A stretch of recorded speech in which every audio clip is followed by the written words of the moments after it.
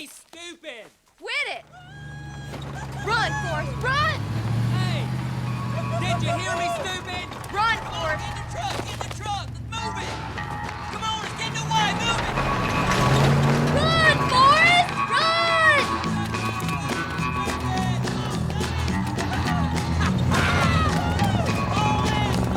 Yeah, you better be running! Yeah, grab it! Run, Forrest!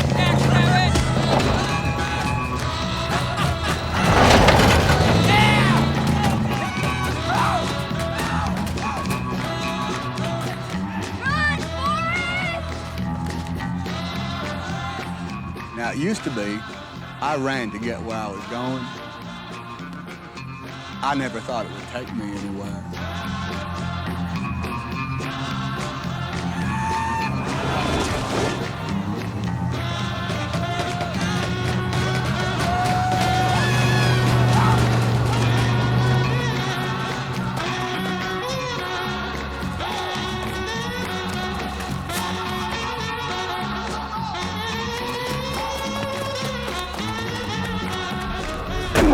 And there's Forrest Gump, Coach. Just a local idiot. And can you believe it?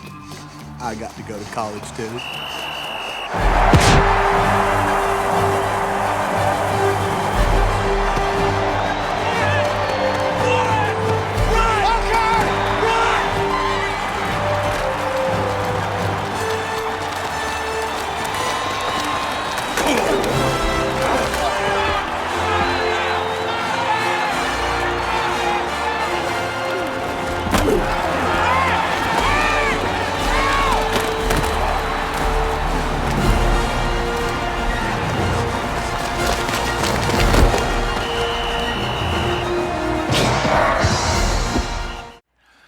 Well, good morning, everybody. Welcome to Hope. My name is Scott Rains. I'm one of the pastors here, and I'm so glad you've joined us today as we continue our message series, Hope Appears Right on Time.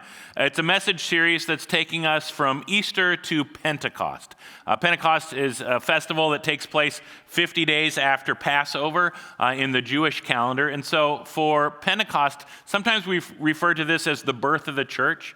You read about it in Acts chapter 2 when the Holy Spirit gets poured out on all people, men and women, young and old, sons and daughters, people from every nation and tribe and tongue. And it's just this beautiful picture of what the church is supposed to look like, what the kingdom of God is all about. And as you read in the Bible, what happens in those 50 days between the first Easter and the first day of Pentecost, you see a lot of people who are struggling with their faith.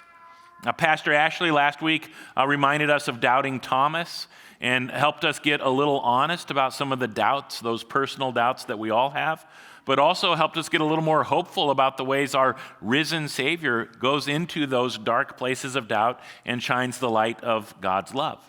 If you didn't get a chance to listen to that message, I'd encourage you to go and listen to the podcast or go to the Hope Ankeny YouTube page, and you can watch Ashley's sermon there. I think you'd be glad that you did. Today we're going to be looking at some biblical characters who are struggling with their faith, and the struggle, I think, has everything to do with running. In John chapter 20, we get John's account of Easter Sunday. The women see the empty tomb, and they run to tell the disciples, and Peter and John run back to the empty tomb. And then they run back to the upper room because, remember, they're running from the Jewish authorities. They don't want the same thing to happen to them that just happened to Jesus.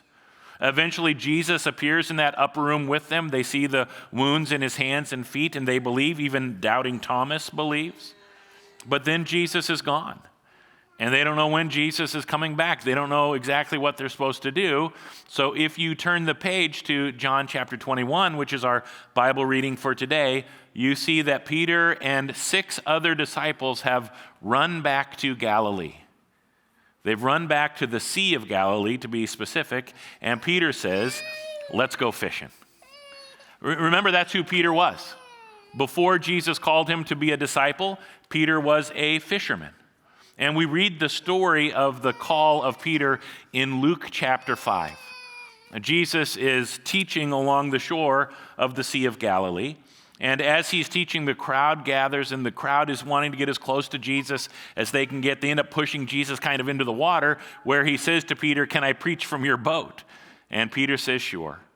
After Jesus is done teaching and preaching, he says to Peter, the professional fisherman, let's go fishing.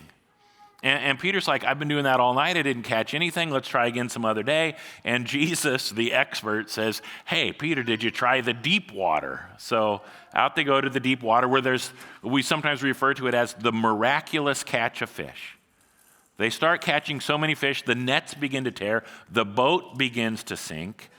And I want us to pay attention to the way Peter responds to this miracle. We see it in Luke chapter 5, verse 8. When he sees this miraculous catch of fish, Peter falls to his feet in front of Jesus and he says, "Oh Lord, please leave me. I'm such a sinful man." Before he meets Jesus, this is who Peter believes he is. And a couple of weeks ago at Easter, we talked about the connection between shame and disconnection. The way shame leads to disconnection. Your Easter assignment was to get curious about your shame. The way you find shame kind of tripping you up and disconnecting you from God, disconnecting you from the important relationships in your life. We see it playing out here in Peter's life. The shame of his sin causes him to say to Jesus, "Leave me." It's not good for us to be connected. You could say that in his shame, because of his sin, Peter is running from Jesus. And then when you fast forward to John 21, after the resurrection, we see Peter doing the same thing. He's running from Jesus because of the shame of his sin. He's going back to what he used to do before Jesus called him. He's going back to what's familiar, going back to what is comfortable, what he knows. When his life feels out of control, he goes back to doing the kinds of things that cause him to feel like he is somehow in control of his life. Now, I think there's a lesson in here for us. I don't know when we're going to get to the other side completely of the pandemic, but we're getting closer and closer to that side all the time. And I think we're going to face a similar temptation. Let's just go back to doing things the way we always used to. Let's go back to what's familiar, what's normal, what's comfortable. Let's go back to doing things the way we do them when it feels like we're in control of everything. And I think we just need to warn ourselves that might be a temptation that God doesn't want us to do, that God might have something new, different, better in store for us, just like God had something new and different and better in store for Peter and those other disciples. Jesus had called them to follow him, but now, after the resurrection, remember, they've already seen the resurrected Jesus, but they're still discouraged because things are not turning out the way they expected them to turn out. They've been following Jesus for 3 years, and everywhere they went, the spotlight's on Jesus. And so they kind of got used to being in the center of attention, and it made sense to them because they believe Jesus is the Messiah. He's the Son of God. He's going to usher in this new kingdom. He's going to restore this nation, the nation of Israel that they love so much. He's going to bring it back to its old glory. He's going to make Israel great again. And yet, Jesus isn't doing the kinds of things that they expect him to do. Instead, he goes to the cross and he dies. And so what happens immediately after the resurrection is they're like, okay, he's risen, he's alive. Now we're going to take out the Romans. But again, Jesus isn't living up to their expectations. He's not doing what they expect him to do. Yeah, he shows up, they see the resurrected Jesus, they believe, but then just as quickly as he appears, he's gone, and they don't know where he went. They don't know when he's coming back. They don't know what they're supposed to do.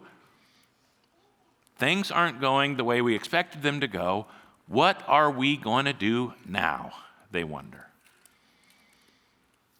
One of the favorite relationships for me to watch develop in the movie Forrest Gump is the relationship between Forrest and Lieutenant Dan. So Forrest runs his way to college football stardom in Alabama, and then he ends up fighting as a soldier in Vietnam with his buddy Bubba, and they're under the command of Lieutenant Dan. And as Lieutenant Dan is introduced to us in the movie, they say he comes from a long, great military tradition, that someone in Lieutenant Dan's family has fought and died in every great American war, and so Lieutenant Dan believes that's his destiny. He's in Vietnam, he just knows he's going to get injured and he's going to die a hero's death on the battlefield. And that starts to happen. He gets injured, but he doesn't die. He gets saved. Forrest saves him. And they end up in a military hospital, side-by-side beds, and they have this encounter one night. Take a look.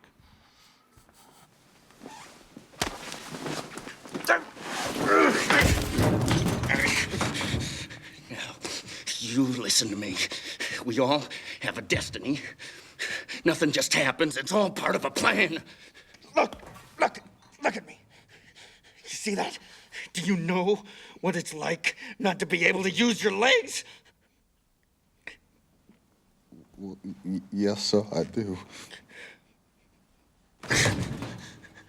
Did you hear what I said? You cheated me. I had a destiny. I was supposed to die in the field with honor. That was my destiny, and you cheated me out of it.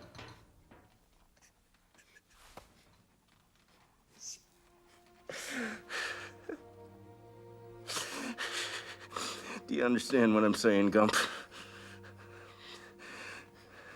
This wasn't supposed to happen. Not to me. I had a destiny. I was Lieutenant Dan Taylor.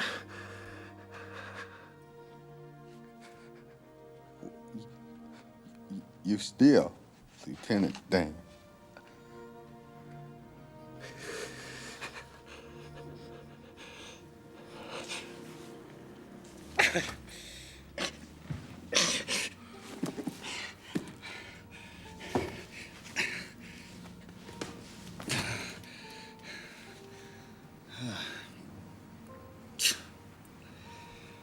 Look at me. What am I gonna do now? What am I gonna do now? I wasn't here last weekend. I was in South Carolina. A couple of days after Easter, I flew to South Carolina. I spent about 3 days kind of doing this, prayer retreat, just being alone and thinking and listening. And we've got a mission and we've got a vision, but it's always good to kind of ask God to help us realign with the mission and vision that God's given us. And what does that uniquely mean for us here at Hope Ankeny? Who does God want us to be? What does God want us to do? And then last weekend, I got to officiate a wedding, 2 Hope Ankeny families. The bride was from one Hope Ankeny family, the groom from a different Hope Ankeny family. And I got to officiate that wedding. It was just great and peaceful and relaxing. And maybe some of you remember Brent Rao, who was our student ministry director here for 7 years. Brent was one of the groomsmen. He and his wife, Bridget, live in Colorado now. And they were not flying back to Colorado until Tuesday. My flight came home at 6 o'clock on Monday night. And so we decided, let's just take the day Monday and go exploring a little bit. Well, Brent and I love golf, and last weekend was the Masters. This week, the PGA tournament was at Harbor Town, and that was a golf course that was like 10 minutes from the hotel where we were staying. So we went and we walked around that golf course for a little bit. The landmark is a lighthouse at the end of the 18th hole, and so we climbed up to the top of that lighthouse. We got a good view of the area, including the ridiculously large yachts that were coming in for the week into that harbor. We left the golf course and we drove down to Savannah, Georgia, which wasn't too far away. And, we ate some really good seafood and we took in a little bit of the historical and cultural district there. It was just a great, peaceful, relaxing day. I took Brent and Bridget to their hotel and then I drove to the airport, returned my rental car, and I was so early for my flight, there wasn't even anybody at the checkout counter to check me in and get my luggage and that sort of thing. And so I was just waiting for them to show up. And while I was waiting, I looked at the screen above the counter.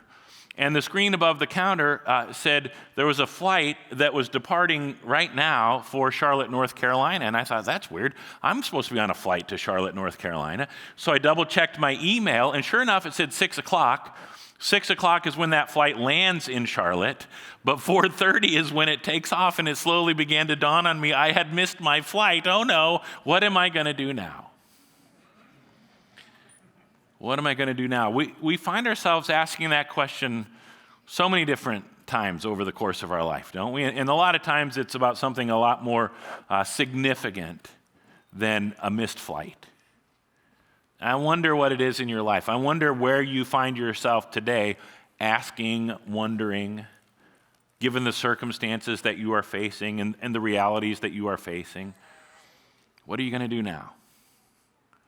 And the thing that most of us do as we try to answer that question, what most of us do is we run back. We run back to what's familiar. We run back to what's comfortable. We run back to what makes us feel like we have some sense of control in our life. We run back to what makes sense to us. That's what Peter's doing in John 21. He's trying to figure out what is he going to do now that he's, Jesus is alive, we believe in him, we've seen the resurrected Jesus, but it's not quite going the way that we expected it to go. What are we going to do now? He's going back to what's familiar and what's comfortable. He's going back to what he was doing before he met Jesus. What makes sense to Peter is he's a sinful man. That's who he was before he met Jesus, and even after spending 3 years with Jesus, he's still a sinful man. He just denied Jesus 3 times. Leave me, Lord. Stay away from me, Lord. I'm too much of a sinner to be around you. And Peter gets it half right. He is a sinner. But do you remember who Jesus calls to be his disciples? He calls sinners. In Luke 5, it's the calling of Peter to be one of Jesus' disciples. Later on in Luke 5, we read about the call of a guy named Levi. We know him better as Matthew, the tax collector, the despised tax collector. And when Jesus calls Matthew to be his disciple, and Jesus goes and eats a meal at Matthew's house, the religious leadership of Jesus' day is offended by this. They don't understand, and they ask Jesus, "Why do you eat and drink with such scum?" That's who Peter thinks he is, too much of a sinner to be around Jesus. The religious community thinks Matthew, the women who are following Jesus, they're too much of sinners to be around Jesus. Maybe some of you think that about yourself. You're convinced you're too much of a sinner to be around Jesus. Something from your past, something you did, a mistake you made, a failure that caused all kinds of issues in your life, an addiction you can't overcome, a destructive thought pattern that keeps tripping you up, and you're convinced Jesus doesn't want to have anything to do with you. Nothing could be further from the truth. Jesus, why do you eat and drink with such scum? They ask. And here's how Jesus responds. Healthy people don't need a doctor, sick people do. Now remember, this is not Jesus saying there's 2 kinds of people, sick people and healthy people, sinners and people who don't sin. It's not Jesus saying, when you set up your church, make sure you include the sinner section so you can check people in the right way when they come in the door. Do you want the sinner section or the righteous section? No. This is Jesus saying, we're all sick.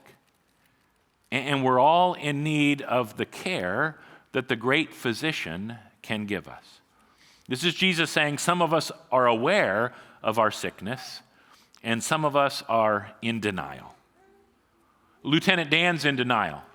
What am I going to do now? I was Lieutenant Dan. And you remember what Forrest says to him? You're still Lieutenant Dan. Peter and the disciples, what are we going to do now? We used to be Jesus' disciples, and Jesus is about to remind them in John 21, you're still Jesus' disciples.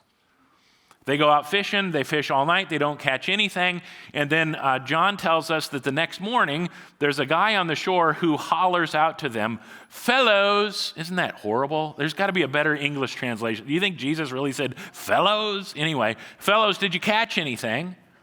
And they say, no, didn't catch anything. And the guy on the shore says, why don't you try throwing the net on the right-hand side of the boat? And John doesn't tell us why they agree to do that, but they do, and immediately they start to catch a whole bunch of fish. John says 153 large fish they catch. The second miraculous catch of fish. And as that is happening, their eyes are open and they become aware Jesus is the one on the shore. And every time I read through this part of John 21, I'm reminded of when Lieutenant Dan comes to help Forrest with his shrimp boat business. Take a look.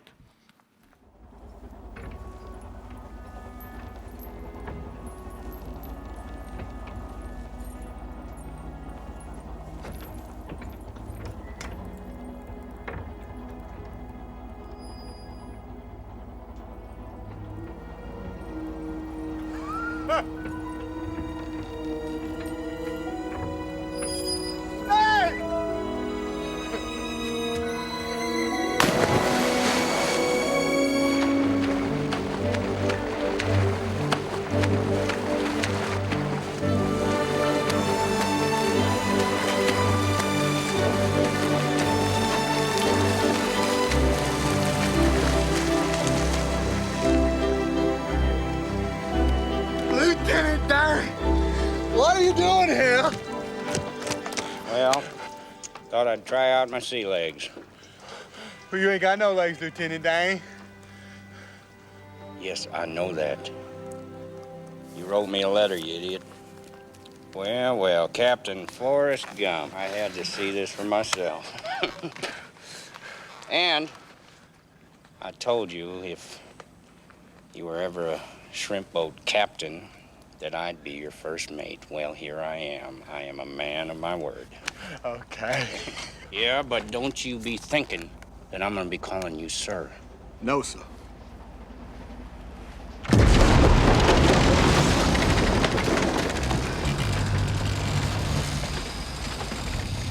It's my boat. In John 21, as soon as Peter realizes Jesus is on the shore, he jumps out of the boat and he swims to Jesus.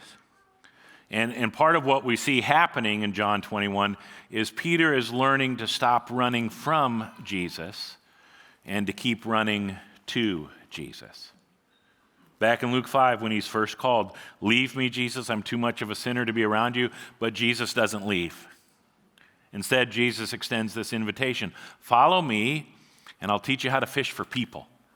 I'll make you a disciple, and I'll teach you how to make disciples," which is the job of the church.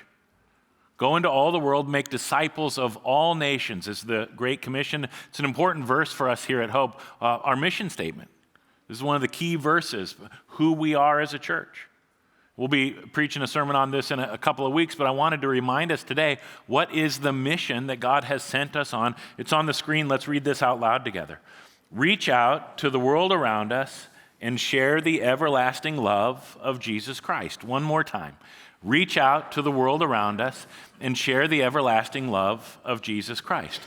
This has been the strangest year of ministry that I've experienced. So many times this year, I find myself thinking, this is not the way I expected things to go.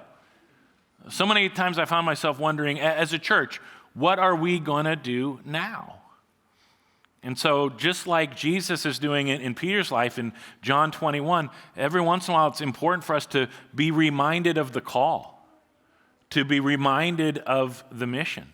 I mean, back in Luke 5, it's this miraculous catch of fish that is what Jesus uses to draw Peter in, to compel him to join him on this mission. And Jesus is reminding him of that now in John 21. Another miraculous catch of fish. And yes, there's a lot of familiar things, but part of what Jesus is doing here is saying there's still this mission that we're on. Just as compelling as the mission was back in Luke 5, it's still as compelling now. It might look a little different. It might not be quite what you expected, but there's something so compelling about Jesus that immediately in Luke 5, Peter dropped his nets and followed him. And the same thing happens in John 21. Immediately he jumps out of the boat, swims to shore, runs to Jesus, because there's power and authority and mercy that Jesus has that Peter knows this is what he needs. When did Jesus start becoming compelling to you? When did Jesus first get your attention? There's a verse kind of in the middle of Psalm 51 written by King David. King David is like begging the Lord, "Restore unto me the joy of my salvation." How's the joy of your salvation these days? Part of what David is saying is things happen in life that cause our joy of salvation to kind of disappear, to fade. If the joy of your salvation hasn't faded in any way over the last year, tip of the cap to you. It has for me. Lots of different times. Just kind of this up and down roller coaster as it relates to living a life of faith.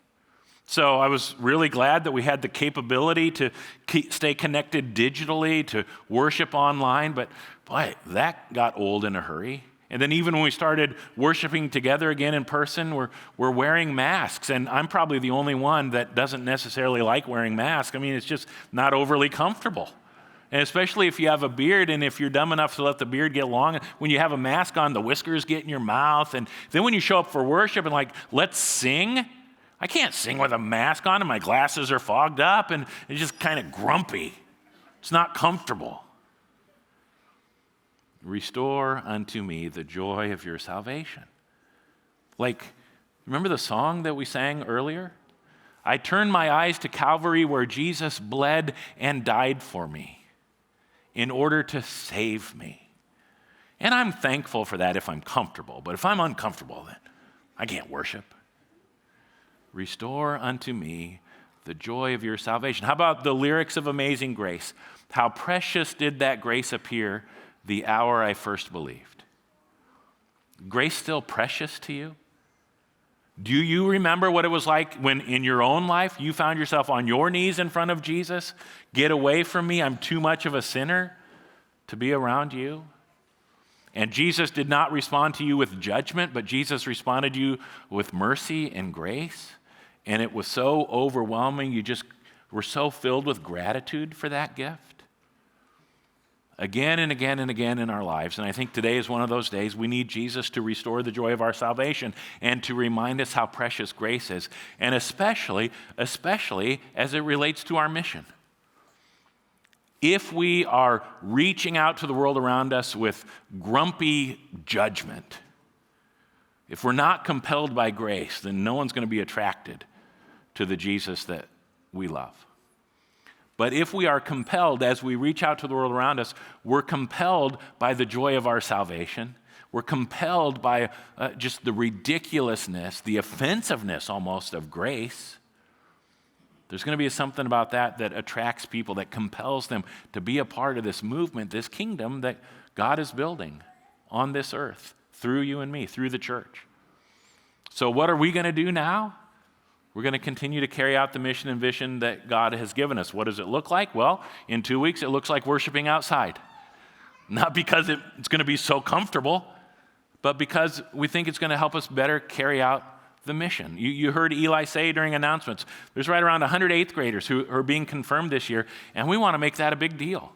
We want to praise God and celebrate that these eighth graders for the last 3 years have been going through the confirmation process, we call it Power Life here, and now they're ready to publicly profess their faith in Jesus, and that's a big deal. We want to be able to invite as many people as possibly can to be a part of that experience. Again, I don't know why maybe it's because I missed my flight. I've just been grumpy all week, and I'm 49 years old, so I think starting next year, I officially get to be a grumpy old man, I think. But this is just generation after generation. This is how it works. The older generation looks at the younger generation and shakes their heads. Look at them wearing their hats with a flat bill. What is wrong with it? You're supposed to get rubber bands and tie it around a jar so that it's bent. Don't you know that? That's how it's supposed to be done. And it's easy for the older generation to look at the problems in the world and blame it all on the younger generation. And every once in a while we have to remind ourselves that is a faithless way to live. A faithful way to live would be like what the Apostle Paul does with Peter. The Apostle Paul does with Timothy. Don't let anybody look down on you because you're young. Set an example for the believers in the way you live your life. Think about the 12 disciples. Do you know what the average age of the 12 disciples was? I don't either, but it was young. It was young. Like that picture of Peter, the old guy, that's not what he looked like. And what does God do with those 12 disciples? Changes the world. What's God going to do with 100 eighth graders? And Hope-wide, it's about 600 eighth graders. God is on the move. Jesus is building his church. The gates of hell won't prevail against it. Don't give up hope. Don't lose the joy of your salvation. Keep the faith. Speaking of building the church, take a look on your way out. Take a look at the construction project. I don't know who that guy was in the coat and tie impersonating me in the Hope 360, but I like what he had to say. Pray for what God is going to do through this project. Did you know on Wednesday, this last week, Eli Suddarth, who's our executive minister, he invited the crew to come to the overflow for a Bible study over the noon hour, and every single person on the crew came. And they watched a little video, and then they started to talk about a life of faith. I mean, be praying for what God is going to do, how we can reach out to the construction crew while we're building this addition and share the love of Jesus with them. So many ways that we can do this. Coming up this summer, a couple of ways that I want to make sure that you know about. Love Lunches is one of the things we do, helping provide lunches for kids in the community who could maybe use that. Registration is going to be coming up later on this summer as we get closer to that. But right now you can register to volunteer. One of our mission partners is Habitat for Humanity. And I know some of you will tell me, Pastor Scott, please don't ever ask me, to help with Hope Kids or to lead a Bible study. But if you need help doing something like this, I can do it. Well, here's your chance. Go to the calendar, go to June 10th, 11th, and 12th, and you can register to help refurbish some homes through Habitat for Humanity. All sorts of ways that we carry out this mission, reach out to the world around us, that God is calling you into the game, not to observe from the stands, but to participate. Maybe you are a musician. And maybe today's the reminder that you needed to talk to Kyle Rex, who's our worship leader, and let him know that you're a singer or you can play an instrument and you'd like to help out. I think sometimes people watch what's happening on the weekends and think we got more than enough volunteers. We don't need any help. So I just want to be as clear as I can be. We can always use more volunteers. We can use more volunteers, not just for right now, but particularly as we think about the future. I mean, the vision, part of what's happening as we're building this new edition is that will enable us to start worship service on Sunday morning in that space. And the band can't be in two places at once, and so we're going to need more singers and more musicians to make it happen. Same thing on Wednesday nights, student ministry. The vision is to have a complete student-led worship team. Andrew, the drummer today, is a high schooler. And the hope, the dream would be on Wednesday nights, we can have all the singers and musicians be middle school and high school students. Production would love to talk to you about serving on the production team. One of the questions that I got asked a lot over the last year is, hey, can we get everything up on YouTube so that we can watch, not just listen to the podcast, but so that we can, see things? And of course the answer is yes, but that requires volunteers. We need people running the cameras and helping run the lights and pushing all the buttons at the right time that we need to push to make worship happen. And so Jared Wells would love to talk to you about that. Jared's our production leader. He told me on Wednesdays, on student ministry nights, we need 5 production volunteers, and on the weekends, we need 10 production volunteers. So if you'd like to help with that, talk to Jared Wells. Christy Schmall and Tiffany Durham and Hope Kids, we're always in need of more volunteers for that. Vacation Bible School is going to be happening. You're going to be hearing more about that in the weeks to come. All sorts of ways that you can serve. Ushers and greeters and keeping us, safe in this space. And the Cafe Hope will be opening up sooner rather than later. So there's all sorts of ways that you can get into the game to help us carry out the mission. If none of those things sounded like something you would want to do, here's the one thing God's calling all of us to do, and that is to invite. And I know sometimes when we start talking about inviting, people are like, I don't know, I don't want my friends to think I'm a Jesus freak if I invite them to church. And sometimes I think in the pandemic, we're like, I don't know if inviting people is the right thing to be doing right now. So I just want to remind you, it's always the right time to invite. Maybe it's just inviting them to hopeonline.tv, but maybe it's inviting them to join you here for worship. One of my favorite invitation stories happened last fall during the pandemic. A couple from Hope Ankeny invited a couple friends of theirs. And that couple had a bad week. They got a bad diagnosis that kind of knocked the wind out of their sails, was leaving them feeling discouraged and a little hopeless. So this Hope Ankeny couple invited them to come to church with them, and they came. And it happened to be the weekend that I had asked the worship team for the offering to sing one of my favorite songs from the 80s, Don't Dream It's Over by Crowded House. Hey now, hey now. They're playing that song, and then afterwards we talked about the different ways in life that things happen to cause us to think it's over. But of course we ended by talking about our risen Savior, the resurrection, which means it's never over even when we think it's over. On Monday, I got a text from the Hope Ankeny family, and the text was the picture that you see on the screen. The couple that they had invited went home. They took this picture. It's a picture of the cassette tape of Crowded House with the song Don't Dream It's Over on the tape. And they said they had that at their house still. Who still has cassette tapes? They had it. And they said, we felt like everything in the service was just like speaking directly to us in the situation that we were going through. And they said, thank you for inviting us to church. Thank you for inviting us to church. It's no accident you're here. We've been praying for you. It's no accident you're here because God is calling you. God has a mission for you. God has a mission for us. So let's stand up and let's get ready to go fishing.